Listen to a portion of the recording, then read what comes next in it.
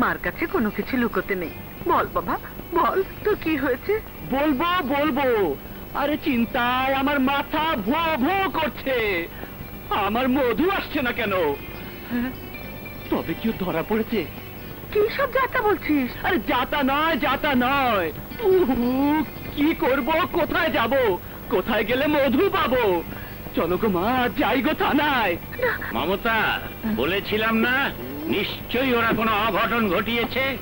এখন থানা পুলিশ করতে গিয়ে আমাকে না জানি কত টাকা গচ্চা দিতে হয়। মাথার উপর এত বড় বিপদ, আর উনি আছেন টাকার চিন্তায়। চিন্তার কোনো কারণ নেই, আমি এসে গেছি।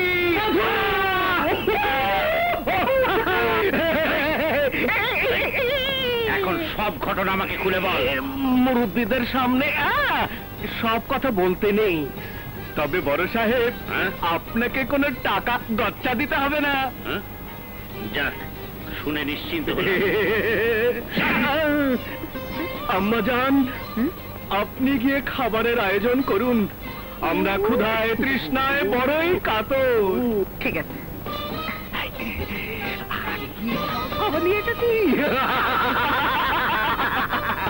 মধু, তুমি অসাধ্য সাধন করেছো। তারপরেও আমাকে কমান্ডো ট্রেনিং নিতে হবে, আর তোমাকে হতে হবে পাক্কা অভিনেতা। চলো নে, বলো নে।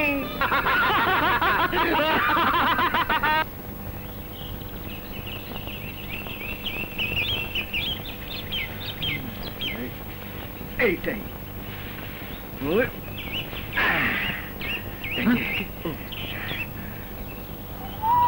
এইভাবে ধরো, আর নিজেকে কৃষ্ণ মনে করো। আরে ধরো, এইভাবে না। কিভাবে? ও আচ্ছা, ঠিক আছে।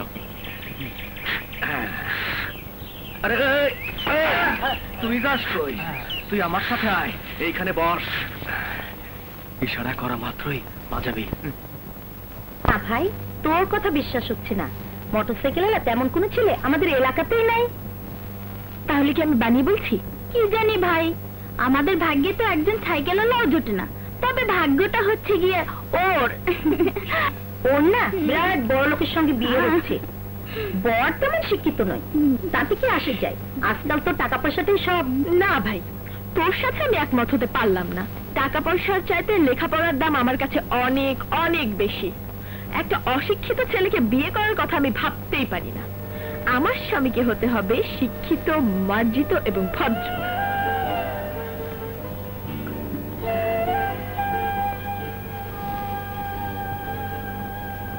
আরে এমন করে কে বাঁশি বাজায়? হবে কোনো বাঁশুড়িয়া? ইয়ে, মনে হচ্ছে আমাদের বাড়ির সামনে কেউ বাজাচ্ছে। চল তো গিয়ে দেখি। চল চল চল।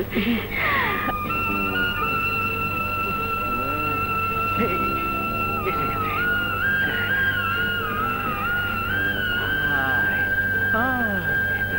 আয়, রাধার মতো ছুটে আয়।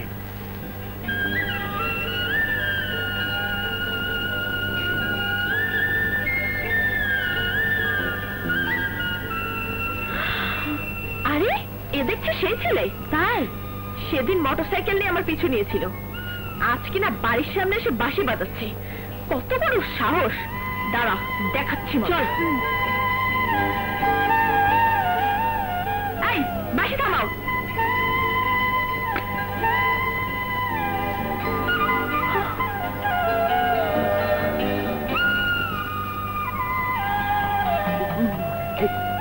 বাঁশি থামো, বাঁশি থামো, বাঁশি থামো।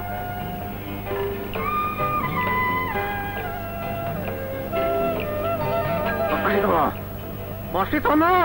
আরে আরে, বাঁশি দেখছে বেজেই চলেছে। এদিকে এসো। এ বাঁশি এমনিতেই বাজে। এ যে কৃষ্ণের বাঁশি। নদী, এদিকে ওই দেখ।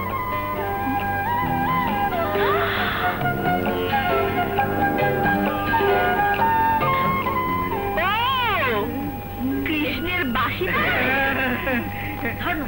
এবার রাধা বাঁশের খেলা দেবে।